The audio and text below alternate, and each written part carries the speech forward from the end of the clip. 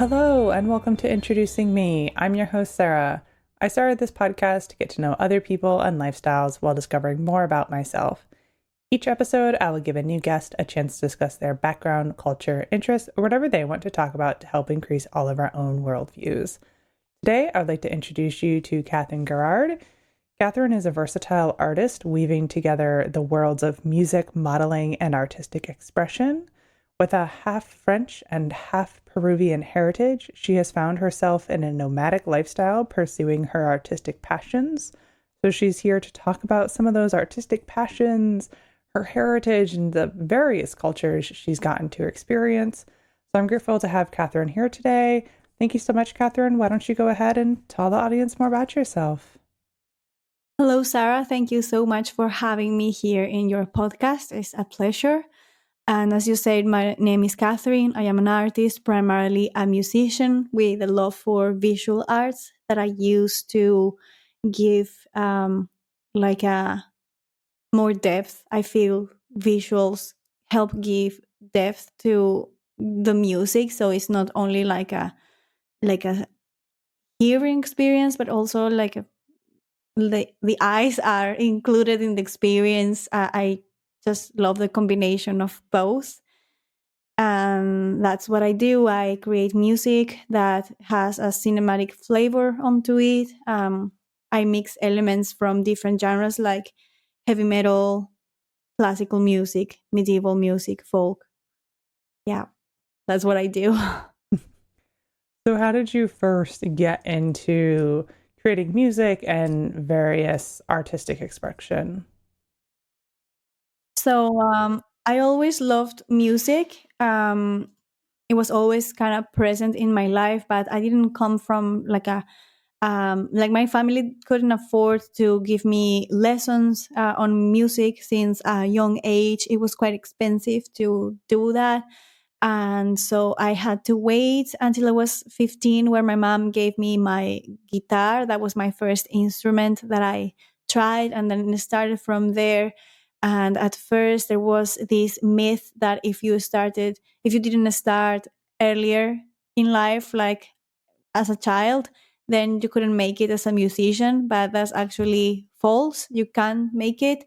It's a matter of discipline and consistency and studying a lot.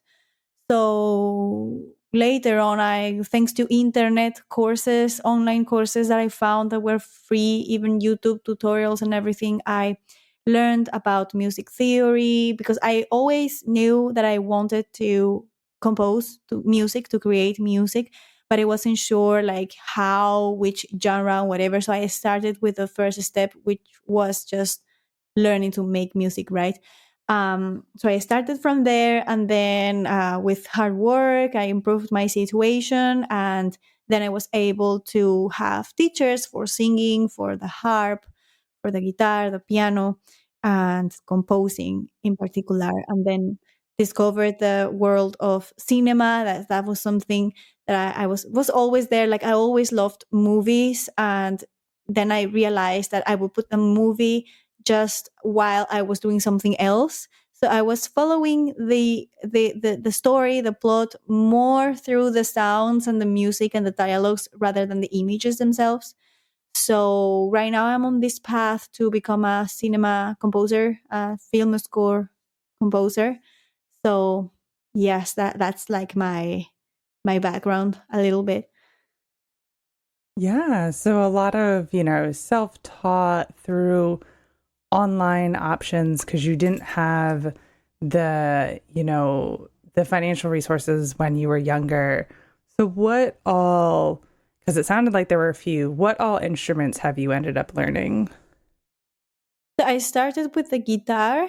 I'm not like a guitarist, but I can do some things on the guitar because it never really hooked me as much. My main instrument is the voice. I sing, and now I am focused all in on the harp, which I love. And then I am learning the piano because as a composer, especially when you work on your computer and all your instruments are virtual instruments, because it's nearly impossible for most of us to have like a full orchestra, right? So you have libraries of virtual instruments that allow you to have an orchestra and basically any instrument that you want, and you control them by a MIDI keyboard. And so skill at piano is helpful to help you compose in a more efficient way. And then I tried the violin a little bit, but as I'm focused on the harp right now, I am not doing violin, but I love that instrument as well. It's just that you can't learn everything at once. So you have to focus, and you can learn everything, but it's better to start with something, and then once you get to a certain level at that instrument that satisfies you, then you can start with another one. So that's what I'm doing. And also, when you want to become a composer, you have to have some skill at production, some mixing, because sometimes in low budget projects the you won't have another person to mix and master for you. So you have to be able to already give something that is usable and that you can distribute already. So you have to know basics for mixing and mastering. So that's a lot of things for that career that you need to know. So that's my goal right now. Definitely lots to learn and lots of places to choose to focus in. So because you have this desire for cinematic music, what do you kind of do on the visual side of things? So right now, there is several possibilities. Like I love 2D animation, for example. There's this program called Procreate that makes it so easy to do 2D animation. Those of you who are illustrators may know about it. And since I love drawing, that was one of the of the ideas. But now with AI, you can make really amazing things in terms of video and image that I would love to explore. And I would love to find actually someone who knows about those things, because it's like another skill in another world, but the possibilities are really great. I've been experimenting a little bit with Runway, for example, and you can have pictures of yourself and it will transform them into videos. So it's still you. I have pictures, professional pictures that I have taken. And since everything is moving now with video, like image on social media doesn't have that much power as video. So that's a great tool for using those pictures that took me hours to make, going to the studio with a photographer and everything. And now I can turn them into something interesting, into video. So that's my experimentation for now. But I know there are workflows that, like a Stable Diffusion, for example, that you can literally create like your own landscapes and do a composite of another video, and it will take the background out of it and match the lights and everything. So that's amazing, but that's like a whole world that I'm just introducing myself in. And actually, the best will be to be able to collaborate with someone who has more background in visuals and knows how to handle that side. That will be really powerful. Yeah, of course, having options, whether it's your own talent, working with AI, finding somebody else to help support that. Lots of good ideas out there. So where do you get your inspiration from? So, really, inspiration, I believe, comes from everything. Like, you shouldn't discard, or it's just go out and live your life, have a culture, like, learn new things. I can find it in literature, especially. I love literature, movies, of course, pictures, memes, even daily experiences, daily things, conversations that you can overhear, stories that people around you tell you or that you hear again. History, it's also a great source. Art in general, like paintings, art history, those things, a philosophy, even though I don't write about politics directly, but like the current situation of the world, of the different countries, political situations, things that are happening can be an inspiration. Love, of course, is like one of the biggest inspirations for art and music in general. So I try to just soak in everything that life has to offer, and that and I hope that reflects on the art that I make. Basically, you don't try to do anything in particular, you just try to experience life that as deeply as possible, and that will come through your artwork. Like when it's very easy to see, especially in like art, in visual art, in painting or drawing, when someone is too in the mind, very intellectual people, it really shows in their art, is in the way, in the strokes of the brush, and the way they basically draw. It's just it's something that it when you see it, you can feel it, versus someone who is more open-minded and more intuitive. And generally, yes, the work will be open, like with no prejudices at all. The the the the, the, the art speaks differently, and I believe in music is the same, but in visual art is more clearly shown. It's easier to imagine and understand when you're trying to explain it, but trying to work on being open to absolutely everything that comes to you is the best inspiration for any form of art, I believe. Yes, yeah, I think, that makes a lot of sense and you explained it well. It can be difficult to kind of at times understand those parallels between the auditory versus the visual, but knowing, you're pulling inspiration and thoughts and feeling from kind of whatever life throws at you. Exactly.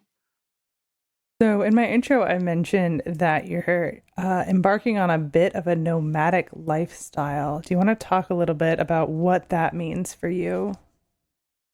So, traveling the world was my other dream.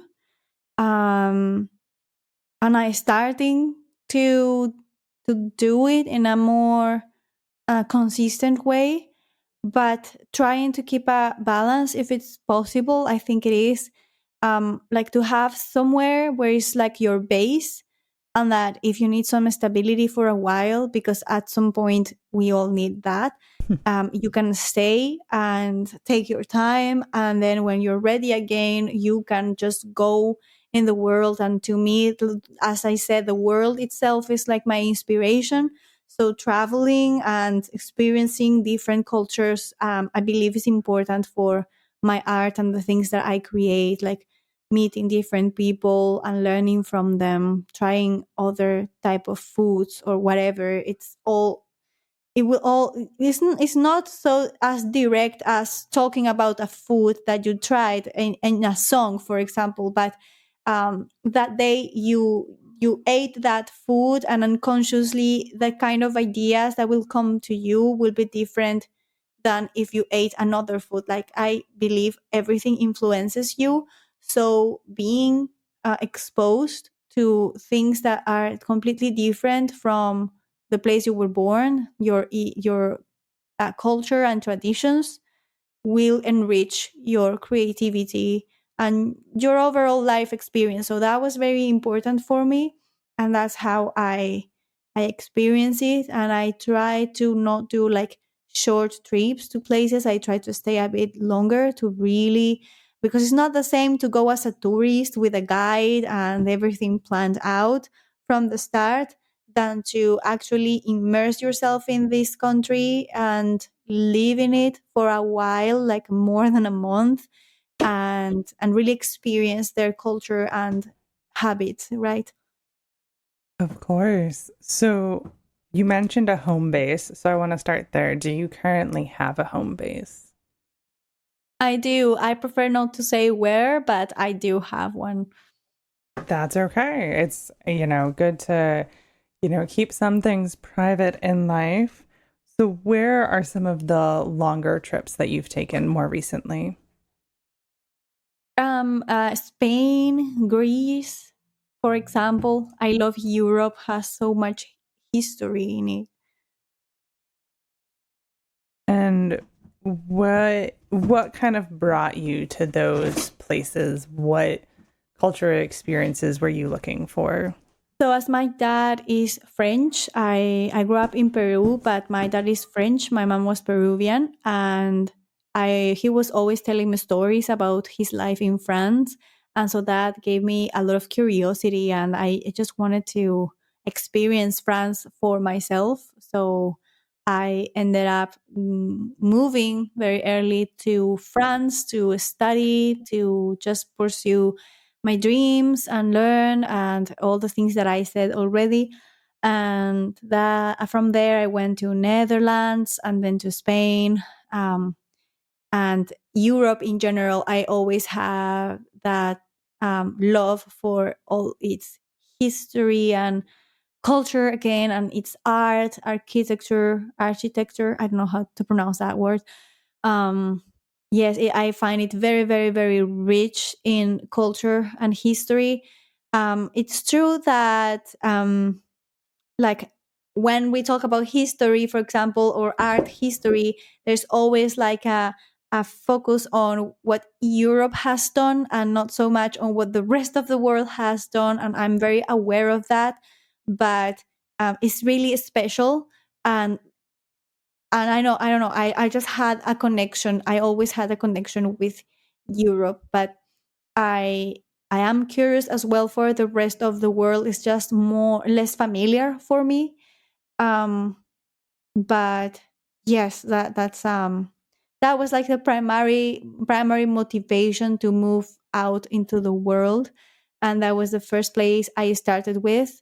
But I would love to go to Asia, to Korea, South Korea, Japan one day, an experience must be totally different vibe for sure. Of course. And so you had that, familial connection that was able to, kind of give you a launching point to start with in travel. So what was it like growing up with parents from different cultures? It was funny because my dad would always speak in Spanish with us, and always with his French accent that obviously nobody has in Peru. So that was pretty unique and fun. And then my mom, very Peruvian. They would, I don't know, it was fun, it was good, it was enriching. I don't remember them having like issues or arguments because of cultural ways of doing. Maybe there was some of it, but nothing that, like, the negatives of it wouldn't. I wouldn't be affected by the downsides, let's say. And that allowed me to have a very broad horizons from the beginning, and that's something I'm grateful for, because sadly in Peru there is a huge barrier between those who have money and those who don't, and it's very hard. And I believe in South America in general, it's very hard to get out from there if you don't have something, in my case, having French citizenship was a blessing because it allowed me to just go out from this reality that wasn't the best, in terms of financial possibilities, in and to have opportunities that many other people who don't have that, sadly, will probably never have. that doesn't mean it's impossible to succeed if you are just a poor South American, right? It's totally possible. It's just that different people get different cards in this game, and it's all about how you play the cards you were given. Because I met people with great cards in life, and they are totally ruining their lives by their attitudes and their traumas and problems that they don't really want to acknowledge and take responsibility for. But it's harder because I have friends that were only Peruvian, and I know how much they had to fight to get the same, like the right to live in France and work in France, for example, and build a better life there for them and their family. So I know that that was a big, big blessing for me to have that card in particular. And had you gotten the chance at all to travel outside of Peru before, kind of you started traveling as an adult? No, no, that was my first trip. And so obviously, your dad with his French accent speaking Spanish, not something that people had necessarily a lot of experience with. So would you mind sharing how your parents met? Yeah, that was a very funny story because actually my dad, when he went to, like, he was kind of the opposite. Like, we both have the same purpose of getting out of our birth countries, but he was the opposite. He went out from France into South America, and he first arrived in Chile and then to Argentina. And then he stayed at a hotel where the receptionist of the hotel happened to be my mom. And that's how they met, basically. That's great. Kind of some of those paths that you just kind of run into each other. So, has your mom ever gotten the chance to travel? She traveled a little bit. She also was in Chile and Argentina, but she was a contrary of us. Like, she really was, like, she really wanted to be in Peru for different reasons. And so she was not the type to live in another country that is not her country. So, so a little bit different than us, but that also came with its sets of lessons and blessings and downsides and upsides. So Of course. So, what has it been like, living away from home? You wanted to get out of Peru and now you've had these chances for extended times. What was that kind of first like for you? so I've always been very independent. So I obviously missed some things, and I missed my mom and those kind of things, but never, I don't remember having like an actual true depression. Like, I met people that they just can't make it. They stay a few months and out away, and they just can't, and they come back. And so, but in my case, I had also big motivations to not come back, in the sense that this really, for me in particular, for the things I wanted to do and I wanted to do in life, it didn't feel like there was much opportunity in my birthplace. And so for my parents, it was like a huge work and sacrifices to help me go out. Like, I almost feel that in a soul level, that was the purpose of our whole family, that one of us could go out and do things. And I don't know, it's just a feeling, right? But then in that sense, it wasn't hard, but it was lonely at the beginning, and I was feeling very lost at the beginning. But eventually I could make it. And I always had that support, unconditional support in the distance. So that was like a, I know they are there, they have my back, and I can keep flying.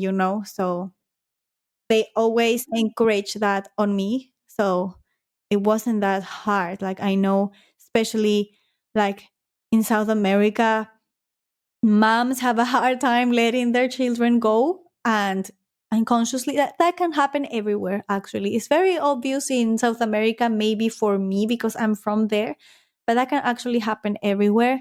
The mothers unconsciously educate their children to stay with them forever, and that's why symbolically the figure of the father is important, because it's the one that can help the child break that link in a certain sense, because it's necessary for the child to break a little bit that link in order to become an adult and mature and do things and be like an useful human being. um so my parents always encouraged that for me, and in that sense it wasn't really that hard for me. Yeah, well, it's good to, hear that you had that encouragement, and you were able to go and then, able to continue traveling. You didn't feel that kind of pull back like some of your peers may have felt. So, how has it been, staying afloat while traveling? What kind of are you doing to, make sure, quote, the bills are paid, even if you might not have kind of like set bills during travel? So at first, I had the blessing, like that's another blessing if you have French citizenship, is that at least during my times at university, school, etc., if you have not much money, the government will give you some. So you are basically paid for studying, and then it depends on how wisely you use that. It's not much money, but it's to live. It's you can kind of make it debatable, but it's a help after all. And so at first I will have that. I can't say I was very wise with that money, but that's, you live and learn, right? And then I worked like in restaurants and bars. I i used to teach English and dance lessons. I worked like in pole dance schools, teaching beginner uh, dancers and things like that. And then while I was like building my brand online, and then having like a fan club for the people who were interested in supporting the things that I do, my music, my art, and that's how I combining all those things. That's how, and in the process also, like I always like I learned to love like entrepreneurship and things like that, because it's like the thing that most resonates with me, my love for freedom to do whatever I want and the way I want it. And yes, learning about as many things as I can on the way. Yes, it's important to have, that curiosity, spirit to continue to learn, to continue to grow. So are you currently kind of still studying something, or are you kind of more in the stages of life of you've gathered your knowledge and you're now putting everything out there? So you never stop learning. I'm on the process right now to try to get my brand to the next level by, as I said in the beginning, like finding someone who has knowledge in video edition, video special effects, AI, to collaborate with in order to be able to make the content I really want to make in the way I want to make it. And also to be able to focus on creating, because the idea is to create the soundtracks for stories that we can tell. And as a musician, I should be focusing most of my time on making the music and not so much on the visuals. So at some point you have to acknowledge that you can't know everything, and that you have to delegate some things. So that's like the goal for now. And in the meantime, I'm still learning about mixing, about music production, about mastering and marketing. And the business side for an artist is so important. And most of us are so reluctant to learn the business side of this industry. But it's important that you do it, because two things will happen if you don't learn the business side. Is one, you won't earn any money from your efforts, from your art.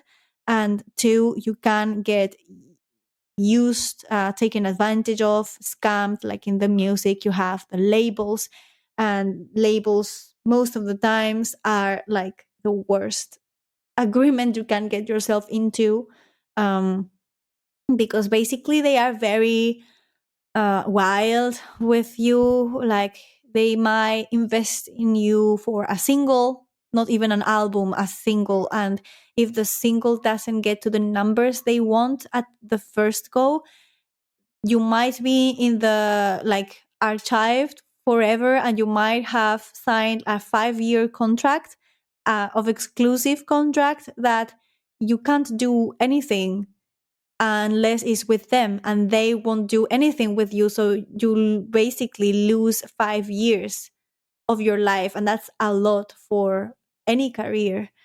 So you have to know what you're doing. You have to have people to advise you. You have to know how to read those contracts, and yeah, basically defend yourself. And today, it's never been as easy as today to be an independent artist. So there's really no much of a need for a label. So I'm a great independent artist advocate. Yes, I mean, it's important to figure out the legalities of things and making sure that you're doing, what's best for you. So being an independent artist, needing to know the business side of things, what does that, like, if you want to put something out into the world, what does that all include to make sure, you're getting into all of the right channels? Okay, so I would say um I well, it's like a big, it can look like overwhelming, but first of all, it would be to have your music skill as good as you can. But as you never stop learning, I would say like this step number 0 will be to have a vision of your goal, of how you see yourself in like 5-10 years. um, and that obviously can change the more you learn, because there's actually so many venues, so many things that you can do in the music industry or in the art in general, that it doesn't stop at being a touring artist that releases albums. um, and so it depends on how much you want to learn, how hard you want to work, because you can be a singer songwriter and you know about songwriting, singing, and setting up a mock-up for a producer to listen to. But you can also go deeper and compose and do orchestration and mixing and all those things, and become a cinematic composer, for example. And in between, there is so many things. So first of all, I will have like the vision, and then comes the brand, and to have a brand that is cohesive. And I wouldn't say like put yourself into a niche. Like if you do country music, then you are in the niche of country.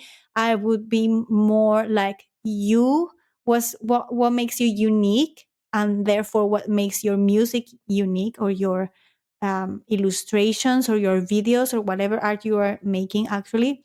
And because people will consume from you if they like you. So it's not just about the music or the product. Many musicians just focus on the music instead of of focusing on themselves and the value they bring to the audience, and just showing yourself, like in general, beyond the music, and what makes you unique will create the niche of you, and that's a winner, because nobody can beat you at being you. So if you can master that, that becomes your brand.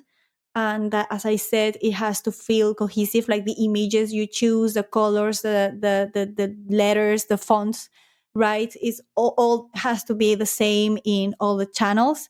And then talking about the channels, I wouldn't start like with everything at once, because that's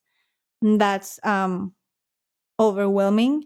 But let's say you are good at long format, then maybe YouTube, or your music or the things you talk about are kind of deeper or mature, then maybe YouTube is a great channel for you, or even Twitter. And then if you are more light hearted, let's say, or funny, or you like comedy and trends, or you don't have much time, you can go on the short content format for like TikTok, Instagram. And then of course you can repurpose content. Like, you shouldn't be spending more time on content than on music, in my opinion, but you can document your process, like show people how you create your music, the pitfalls you go through, like your challenges, and how you were trying to do something, and then it seemed like you wouldn't succeed, and then you ended up making it somehow. So that kind of processes, people love following that story. um so yes, those are things you can do. And then there's more advanced marketing, like campaigns on Facebook, on Google. That's more although for if you want to release an album, for example, I wouldn't yes, maybe a like campaign for growing your Facebook page, but I don't know if paid advertising for selling an album would be the best option today, because the cost per lead, so the cost of possible people who would buy from you, has increased a lot. Like, if you put $20, for example, in an advertising, how many people click on your advertising or subscribe to your newsletter, and then how many people actually buy from you? You divide that, and that's your cost per lead. Let's say you put $100 and you got I don't know, 10 people, then you divide that, that's your cost per lead. And so for an album that costs $10 to $15, or merchandise that can go up to $30, $40, and then the packages you want to do, like you can do deals like a t-shirt plus the album, whatever. I don't think it's the most profitable thing to do personally, when you can learn to create viral content that you can put on TikTok or Facebook organically and get millions of views. That will be like, I would definitely learn how to create viral organic content first, like viral videos, um, and focus on that, and how you can use the formula to promote your music, and grow your brand through that. That's what I would do. That's what I'm doing basically. That's what I'm trying to do actually. um and yes, the finding your style on how you want to create your content, that's, at least for me, my biggest challenge. It might not be for others. So, but that's like the hint I can give to whoever is listening to me and might need this. It's the viral content for artists in particular, because paid ads right now, I see it more for people who are selling like expensive, high end, high tickets. Is called services, like things they will charge at least $1,000 for. And that's difficult that it will happen as a recording artist that makes albums. Like, maybe if you want to teach, for example, your skills, and you have courses, or you want to have coaching for, I don't know, you want to coach someone in you're a voice coach, or instrument teacher, or maybe you're a producer and you want to get hired for mixing and mastering music for others, then that's like bigger, a higher ticket price tag, and then paid ads, if you learn how to do them right, will be more profitable for you, for example. Right. So you spoke a little bit about, making sure, you find your uniqueness, and you're not necessarily pigeonholing yourself into one corner of the market. So how did you kind of figure out like what makes you you and what makes you unique? I love making people laugh. That's one thing. And I love fantasy as well. Like if I could choose tomorrow, like if tomorrow I had someone from Hollywood telling me, I will put you to create the music, I will make you create the music for the next big movie, what genre do you want? I would say fantasy, maybe science fiction, and certainly anything that is animated, I would say yes to. So, and that's why I feel a little bit limited by my own skills in visual arts and the time as well, because that's the type of videos I want to create, and that I'm searching someone for to help me, like, to create fantasy worlds and put the soundtrack to them, and yes, fantastic stories that are at the same time funny and relatable. Like, for example, an idea that comes to my mind, like when you are decluttering your closet and you find the entrance to Narnia, and you're literally like a visual effect that gets you into a magical forest, and then the music changes and becomes very, very fairy tale like, and those type of things. Um, Using the different genres to entertain, basically it's like movies do, but like in short, like 2 to 3 minute movies. um that's the idea that I have right now. So that is what will be my style, to create stories and movies that are short and easy to watch.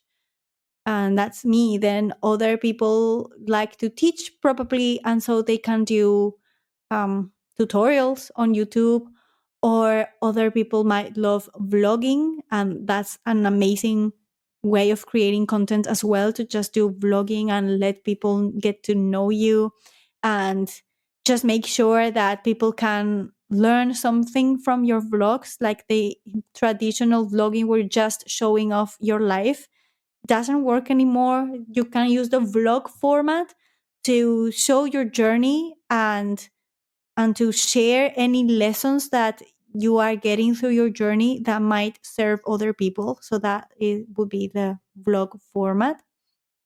And then you have trends, that's more for short form content that you can adapt to what you do, and use them. You can be a talking head also. You can react to viral videos. There's so many ways you can do, if you have a team and the possibilities to like record high quality videos. As I said before, what are the cars you have and how you can use them the best to get to where you want. Right. I think that's all really good information, for people to hear and to realize, figuring out where, you wanted to be, and, where other people can see themselves. Well, at the end of all my episodes, I do ask my guests a random question. So my question for you today is, what chore do you find the easiest? Like at home, you mean? Yes. Um, Cooking sometimes, and washing the dishes by hand. If it's not like the big, like the pots and the skillets and those type of things, and the electronic appliances like mixer and these type of things, I hate washing them. But if it's like the fine china and the cutlery and those things, I find it very relaxing. Actually, it's funny that you ask me that, because I used to be the type of person who hated um, chores in general, until I found this book that is called Home Comforts um, by I think it's Cheryl Mendelson, if I'm not confusing the name.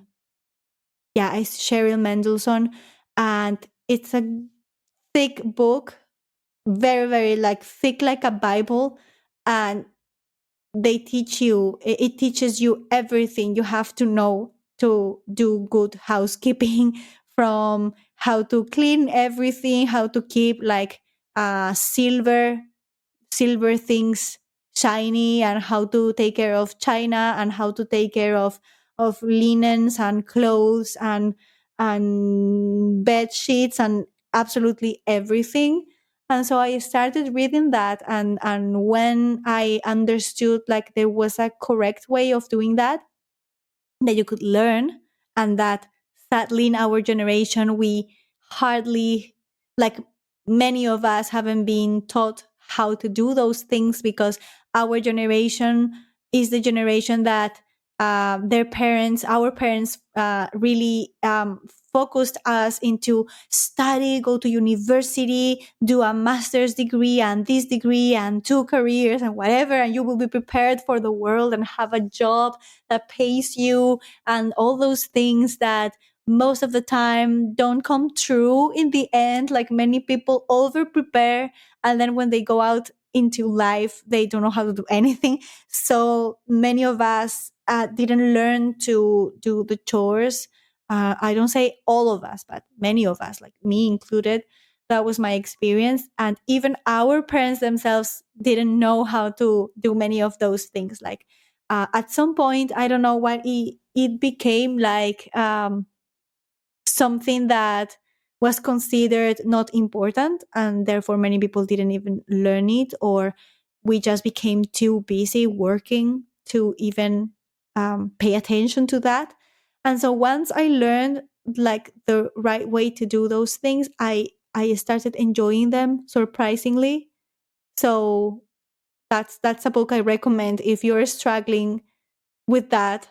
Like, it's so, there's nothing more comforting to me to than the food that I cook for myself and then I serve in my in my dishes, and that I found like antique china to motivate myself to eat healthy. Like, if I spend money on those, I have to use them now. So I have to cook to use them instead of going out, right? So that's how I put a solution to that. And so whatever gets you motivated, like, is comforting. And when you have a system, it's all about systems, actually. And when you go and you find your towels are clean, and you always have all the clothes you need because you have a system to get them washed regularly, and so it doesn't accumulate, right? um you know what I mean? So it's very very comforting knowing to do those things is not as hard as it seems, and it pays off in the end in terms of time saving and headache saving.